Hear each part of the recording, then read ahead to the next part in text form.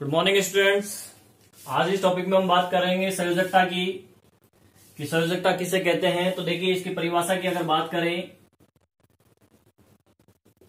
परमाणु के बाह्यतम कोश के इलेक्ट्रॉनों की संख्या को संयोजकता कहते हैं। देखिए, परिभाषा तो ये है वैसे कि परमाणु के जो बाहर वाला कोश है, बाहर वाला कोश इन द सेंस, देखिए सोडियम है, सोडियम 11 नंबर पे आता है। तो पहली कक्षक में 2 इलेक्ट्रॉन, फिर 8 और 1। उसी टाइप से कैल्शियम है, 20 नंबर पे आता है। तो पहले में 2, 8, 8, 2। तो बाहर वाला कोश ये है, ये सबसे बाहर वाला कोश है। तो इस बाहर वाले कोश में उपस्थित इलेक्ट्रॉनों की संख्या, यानी इसमें 1 इलेक्ट्रॉन है तो इसकी संयोजकता 1 हो गई, इसमें 2 इलेक्ट्रॉन है तो इसकी संयोजकता 2 हो गई। पर ये जो परिभाषा है वो धातुओं के ऊपर तो सही बैठती है, लेकिन अधातुओं की अगर बात करें तो वहां पे हम क्या करते हैं, संयोजकता निकालने के लिए 8 में से माइनस करते हैं। 8 माइनस बाह्यतम कोश के इलेक्ट्रॉन। तो बाह्यतम कोश के इलेक्ट्रॉन माइनस करते हैं 8 में से, तब जाके संयोजकता आती है। लेकिन परिभाषा आप ये लिखिए कि परमाणु के बाह्यतम कोश में उपस्थित इलेक्ट्रॉनों की संख्या को संयोजकता कहा जाता है।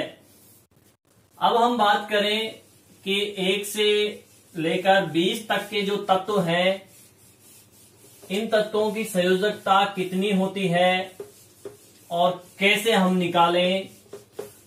पर स्टूडेंट्स, इसके लिए आपको 1 से लेकर 20 तक के जो तत्व हैं उनका परमाणु क्रमांक पता होना चाहिए, क्योंकि परमाणु क्रमांक से ही आप ये पता लगाओगे कि उसमें इलेक्ट्रॉनों की संख्या कितनी है। जितना परमाणु क्रमांक होता है उतने ही उसमें इलेक्ट्रॉन होते हैं। तो बात करते हैं, सबसे पहले 1 नंबर पे हाइड्रोजन है, 2 नंबर पे हीलियम, 3 नंबर पे लिथियम, 4 नंबर पे beryllium, 5 boron, 6 carbon, 7 nitrogen, 8 oxygen, 9 fluorine, 10 neon. ठीक है। नेक्स्ट बात करें अपन 11 number sodium, 12 number magnesium, 13 number aluminium, 14 number silicon, 15 phosphorus, 16 sulphur, 17 chlorine, 18 argon, 19 potassium, 20 calcium. अब हमें क्या करना है, ये एक ट्रिक आप ध्यान में रखें कि बाह्यतम कोश में यदि 1, 2, 3, 4 इलेक्ट्रॉन उपस्थित है तो इनकी संयोजकता यही संख्या हो जाएगी।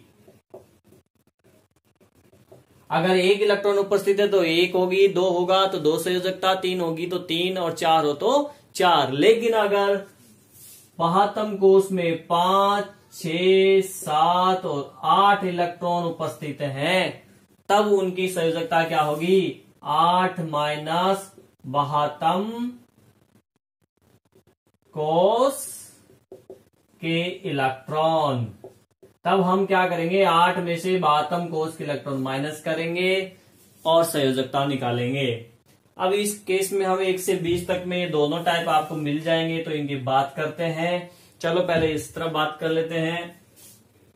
हाइड्रोजन में 1 इलेक्ट्रॉन है, पहला कोश हो जाएगा 1, इसके में 2 इलेक्ट्रॉन, पहले कोश में 2, इसके 2, 1, ये हो जाएगा 2, 4। पहले में 2 आते हैं इलेक्ट्रॉन, मैक्सिमम 2 ही इलेक्ट्रॉन आते हैं, उसके बाद में 8 इलेक्ट्रॉन मैक्सिमम भर सकते हैं अगर हमारे पास इलेक्ट्रॉन है तो तो यहाँ पे हो जाएगा 5 नंबर पे 2, ये इसमें सॉरी 2 होगा, इसमें होगा 2 3, ये हो जाएगा 2 4, ये हो जाएगा 2 5, ये हो जाएगा 2 6, ये हो जाएगा 2 7 और ये हो जाएगा 2 8। 8 कंप्लीट भर गया मैक्सिमम।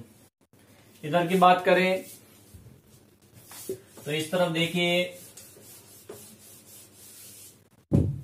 इधर हो जाएगा सोडियम में 2 8 1, 2 8 2, 2 8 3, 2 8 4, 2 8 5, 2 8 6, 2 8 7, आर्गन 2 8 8। 8 मैक्सिमम हो गया। पोटेशियम 2 8 8 1, 2 8 8 2, यानी पहली कक्षा में मैक्सिमम 2 भर सकते हैं, उसके बाद में मैक्सिमम 8 भर सकते हैं। अगर 8 कंप्लीट हो जाते हैं तो फिर नया कोर्स आएगा। ठीक है, अब देखो इसकी संयोजकता, जैसा कि मैंने आप तो देखिए बात करते हैं अपन इनके संयोजकताओं की। जैसा कि मैंने आपसे कहा कि अगर बाह्यतम कोष में 1 इलेक्ट्रॉन 2 इलेक्ट्रॉन 3 4 हो तो वो ही उस तत्व की संयोजकता होगी। और अगर बाह्यतम कोष में इलेक्ट्रॉनों की संख्या 5 6 7 8 है तो हम क्या करेंगे, 8 में से माइनस करेंगे उस संख्या को और तत्व की संयोजकता निकालेंगे। तो देखो इसमें बाह्यतम कोष में कितने इलेक्ट्रॉन है, 1 ही है, तो इसकी संयोजकता भी 1 हो गई। इसमें कितने हैं, 2। अब इसका बाह्यतम कोष पहला कोष ही है, पहले कोष में मैक्सिमम 2 इलेक्ट्रॉन होते हैं और ये कंप्लीट भरा हुआ है, तो इसकी जो संयोजकता होगी, जो कंप्लीट बाह्यतम कोष अगर कंप्लीट भरा हुआ है, ठीक है ना, तो उसकी संयोजकता 0 होगी। तो इसकी होगी 0, क्योंकि ये नोबल गैस है। अक्रिय गैसों की संयोजकता 0 होती है। यहां पे इसकी संयोजकता 1, इसमें कितने 2 इलेक्ट्रॉन है तो 2 हो गई। इसकी संयोजकता कितने इलेक्ट्रॉन है, 3, तो 3 हो गई। इसकी संयोजकता कितने हैं, 4, तो 4। अब देखो इसमें 5 आ गई, तो 5 6 7 8 आएगी, तो क्या करेंगे, 8 में से माइनस करेंगे। तो 8 में से 5 गया तो कितना आया, 3। इसकी संयोजकता 3 हो गई।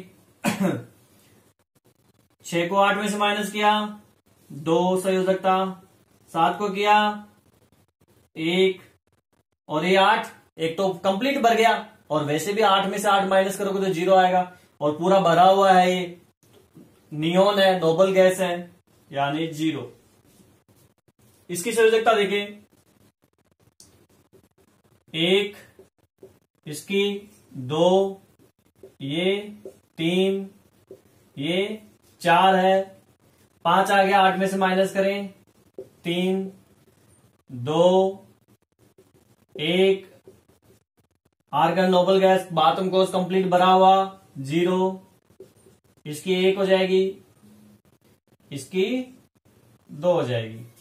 तो इस प्रकार से हम संयोजकता निकाल सकते हैं। देखिए अब क्या होता है, आजकल संयोजकता की जगह एक नया शब्द यूज करते हैं, वो है ऑक्सीकरण अंक। और ऑक्सीकरण अंक की परिभाषा ये क्या होता है, इसको कैसे निकाला जाता है, ये हम रेडॉक्स रिएक्शन वाला जो चैप्टर था उसमें कर चुके हैं। वापिस जाता हूं, डिस्टर्ब हुए आप लोग, कई बार लाइट चली जाती है। देखिए ऑक्सीकरण अंक, आजकल इसको ऑक्सीकरण अंक से प्रदर्शित करते हैं, इसकी जगह संयोजकता की जगह ऑक्सीकरण अंक काम में लेते हैं, जिसकी डेफिनेशन से इसके बारे में निकालना अपन पढ़ चुके थे चैप्टर 8 में रेडॉक्स में। तो आप जिन्होंने नहीं पढ़े, जो स्टूडेंट नए जुड़े हैं, वो वहां पे वीडियो देख सकते हैं, उनको समझ में आ जाएगा। ठीक है, तो ये जो संयोजकता है इसको प्लस माइनस में कैलकुलेट नहीं करते हैं, जबकि ऑक्सीकरण अंक को जो है प्लस माइनस में कैलकुलेट करते हैं। ठीक है, ये प्लस में भी हो सकती है और माइनस में भी हो सकती है। ठीक है, जनरली ये जो धातुएं होती हैं तो उनकी प्लस में आएगी, और जो अधातुएं होती हैं उनकी ये माइनस में आएगी। सामान्यतः, जरूरी नहीं है, कई बार अपवाद है कुछ जहां पे ये माइनस वाली प्लस में भी हो सकती है, या किसी तत्व की प्लस में है तो नॉर्मली उसके अपवाद में माइनस भी हो सकती है, जो मैंने चैप्टर 8 में क्लियर भी की हैं कई अपवाद, एक दो अपवाद जो है। तो ये हमारी थी संयोजकता। अब इससे संबंधित मैं आपको एक चीज और बताता हूं जो आपके बहुत काम की चीज है। कई बार एग्जाम के अंदर जो आप आगे एग्जाम दोगे नीट वगैरह का, या कोई भी गवर्नमेंट तैयारी करके कोई एग्जाम देते हो रेलवे वगैरह, तो इनमें साइंस केमिस्ट्री से रिलेटेड, पीरियोडिक टेबल से रिलेटेड क्वेश्चन आते हैं और आपसे पूछ लेता है कि ये तत्व कौन से वर्ग में आता है, ठीक है ना। तो वर्ग में आता है ये कैसे आप पता लगाएं कि ये तत्व किस वर्ग में आता है। इसके लिए मैं आपको एक चीज बताता हूं। देखिए एस ब्लॉक की अगर बात करें, एस ब्लॉक हमने आवर्त सारणी पढ़ी थी, ठीक है ना। और एस ब्लॉक के अंदर दो वर्ग हैं। कितने वर्ग हैं? दो वर्ग हैं। एक है फर्स्ट और एक सेकंड वर्ग जो है एस ब्लॉक का है। तो देखिए अगर इलेक्ट्रॉनिक विन्यास हम लिखे थे, पिछले वीडियो में हमने इलेक्ट्रॉनिक विन्यास की बात की थी, तो वहां पे जो चार, जैसे एक एग्जांपल मैं लेता हूं सिंपल सा सोडियम का, 1s2, 2s2, 2p6, 3s1। यहां पे ये जो आप देख रहे हो ये नंबर क्या लिखा हुआ है? 3s1। इसी चीज से हमें बहुत सी चीजें पता चलती है। देखो इस S से हमें ये पता चल रहा है कि S ब्लॉक है, क्लियर। इस 3 से, ये जो S के आगे 3 लिखा हुआ है, ये जो नंबर यहां पे लिखा हुआ मिलेगा आपको किसी तत्व के इलेक्ट्रॉनिक विन्यास में 72 कोष का, ये बताता है आवर्त की संख्या। अर्थात सोडियम कौन से आवर्त में है? तीसरे आवर्त में। कौन से ब्लॉक में? एस ब्लॉक में। और अब बात करते हैं वर्ग की, कि कौन से वर्ग में है। तो दो वर्ग है यहाँ पे कितना लिखा हुआ है? 1, अर्थात फर्स्ट वर्ग में है ये। आगे बात समझ में? तो ऐसे आप पता कर सकते हैं। चलो आवर्त सारणी के संदर्भ में अगर हम बात करें विभिन्न ब्लॉक का, जो अलग अलग ब्लॉक हैं 4, उन तत्वों की संयोजकताओं की बात करें अगर हम, तो देखिए जो एस ब्लॉक है, एस ब्लॉक में आपको पता है 2 वर्ग हैं, जिसमें एक वर्ग की संयोजकता होती है 1 और सेकंड वर्ग की जो संयोजकता है वो होती है 2। यहाँ पे एग्जांपल में आप देख सकते हो एस ब्लॉक में ये आता है लिथियम, 1 है इसकी संयोजकता फर्स्ट वर्ग में। एस ब्लॉक का फर्स्ट वर्ग में सोडियम भी आता है, इसकी संयोजकता 1 है। पोटेशियम भी आता है, इसकी संयोजकता 1 है फर्स्ट वर्ग की। सेकंड वर्ग की मैंने आपको बताई कि संयोजकता 2 होती है, तो इसमें आप एग्जांपल देख सकते हो। मैग्नीशियम देखिए 2, इसके अलावा कैल्शियम भी आता है, ये देखिए 2, ठीक है ना। तो फर्स्ट एस ब्लॉक फर्स्ट वर्ग की 1 होती है, सेकंड वर्ग की 2 होती है, फिक्स है। पी ब्लॉक की बात करते हैं। पी ब्लॉक, पी ब्लॉक, अब पी ब्लॉक में क्या है कि 13, 14, 15, 16, 17, 18 वर्ग है। वर्ग नंबर 13 से स्टार्ट होके 18 तक है, ये टोटल 6। जो 18 वर्ग है इसकी संयोजकता तो 0 होती है, ठीक है। जो 17वां वर्ग है जिसमें हैलोजेंस आते हैं, इनकी संयोजकता होती है 1। आप देख सकते हैं क्लोरीन, ये रहा हैलोजन, क्लोरीन की संयोजकता 1 है, ठीक है ना। फ्लोरीन भी हैलोजन है, इसकी संयोजकता 1 है। 16वें वर्ग की संयोजकता 2 होती है, ठीक है ना। तो 2 आप देख सकते हैं। ऑक्सीजन आता है 16वें वर्ग में, ऑक्सीजन, तो ऑक्सीजन यहाँ पे देखिए 2, ये रहा ऑक्सीजन है। सल्फर भी आता है, सल्फर ये रहा 2, ठीक है। वर्ग नंबर 15 की बात करें, पी ब्लॉक की बात हो रही है यहाँ पे, इसकी संयोजकता 3 होती है।